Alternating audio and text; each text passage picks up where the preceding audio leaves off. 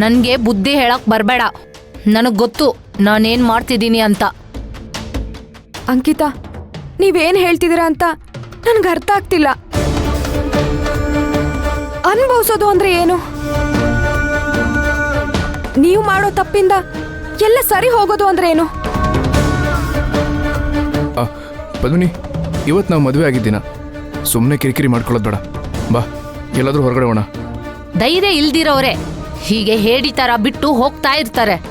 ಅಂಕಿತಾ, ಬಾಳ ನೋಡು, ಹದ್ದು ಮೀರಿ ಮಾತಾಡ್ತಾ ಇದೀಯಾ. ಹದ್ದು ಮೀರಿ ಮಾತಾಡ್ತಾ ಇಲ್ಲ, ನನಗ್ ಹಕ್ಕಿರೋದ್ರಿಂದಾನೇ ಮಾತಾಡ್ತಾ ಇದ್ದೀನಿ.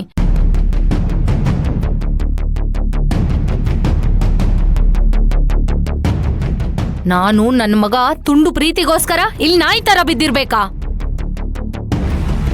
ನೀನ್ ಮಾತ್ರ ನೀನ್ ಹೆಂಡ್ತಿನ ನನ್ ಕಣ್ಮುಂದೆನೆ ಮುದ್ದಾಡ್ಬೇಕಾ?